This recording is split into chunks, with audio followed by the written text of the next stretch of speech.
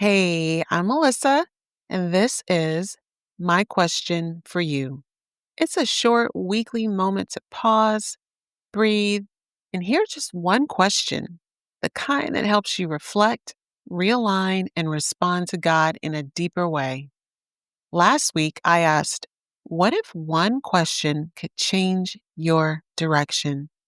This week, I want to bring you into the question that shaped me the most. Do you trust God? I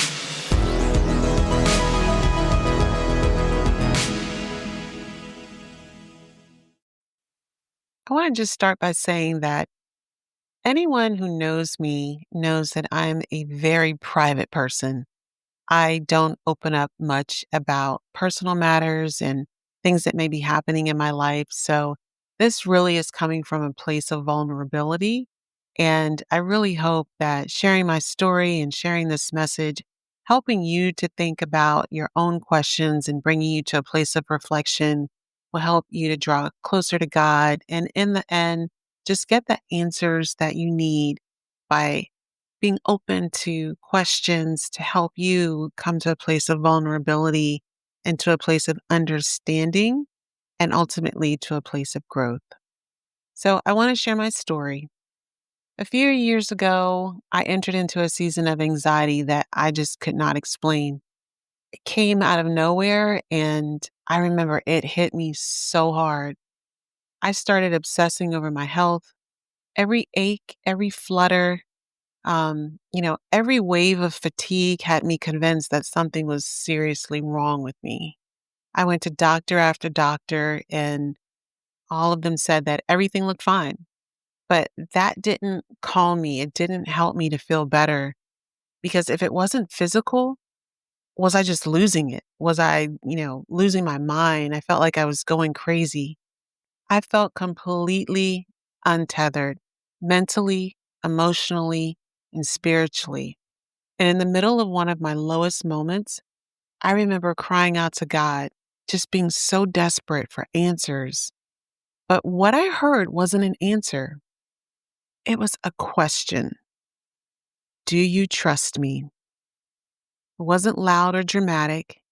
It was gentle, firm, but loving, almost like a parent kneeling down, looking into their child's eyes and saying, "This matters right here. Look at me right here." And through my tears, I whispered, "Yes." But deep down, I knew I didn't fully mean it. I was scared. And then I heard it again, clearer this time. You must trust. Not a suggestion, not an invitation, but a command spoken in love. It was like God was saying, this is how you survive this. This is the way forward. That moment brought me back to a verse someone had spoken to me a very long time ago in church. I remember it volunteering and just, I think she could almost see on my face that I was troubled and going through something. And I remember just sharing a really quick, here's what's going on, what I was praying for, hoping for, believing for. And I remember that she spoke Second Timothy chapter 1, verse 7 over me at that time. And she said, for God has not given us a spirit of fear, but of power and of love and of a sound mind. That verse became my anchor. Every time fear crept in, every time the symptoms came back, every time I started to spiral in my mind out of control again, I'd ask myself, do I trust God? And slowly, peace started to return to me, not because my circumstances had changed, but because I had started to change. The word is full of reminders like this. Proverbs chapter 3, verses 5 through 6 tell us to trust in the Lord with all your heart and lean not on your own understanding. In all your ways, submit to him, and he will make your path straight. Isaiah 26:3 is another favorite of mine. It says, you will keep in perfect peace those whose minds are steadfast because they trust in you. And Psalm 56, verse 3 says, "When I am afraid, I put my trust in you."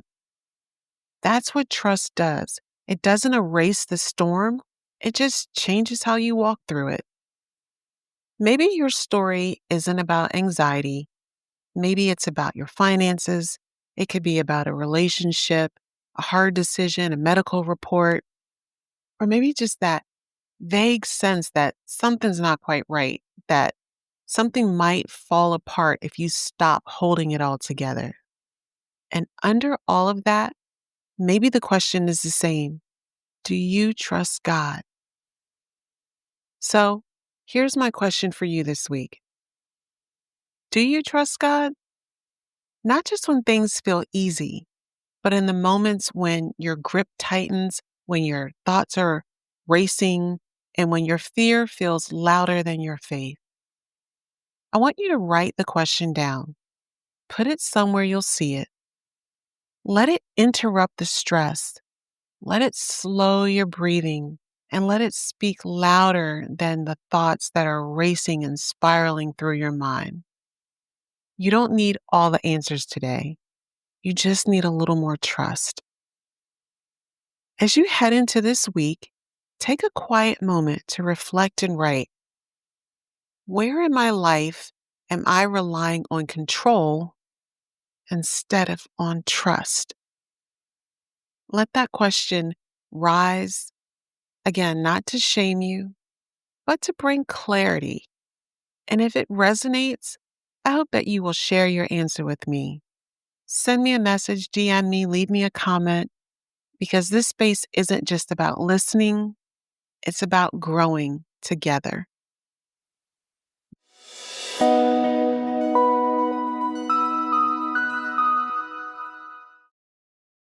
Until next time, don't be so fast to rush past the questions that might be rising in your soul, because the breakthrough that you're waiting for might not come through answers, but through my question for you. So I want you to give yourself space this week to be curious, to be honest, and not to have it all figured out, because sometimes just sitting with the right question is enough. And before you go, if you want to take this deeper, I've created a free reflection guide to help you sit with this week's question. You can grab it at myquestionforyou.com or just send me a quick DM and I'll make sure that it gets to your inbox. It's also the best way to join this week's question, A Quiet Invitation. That's my short weekly encouragement that I send out to help you keep listening, not just to this podcast, but to the questions that God may be asking you. So if today's episode spoke to you, head there and get connected, giving you encouragement for your spirit and wisdom for your walk.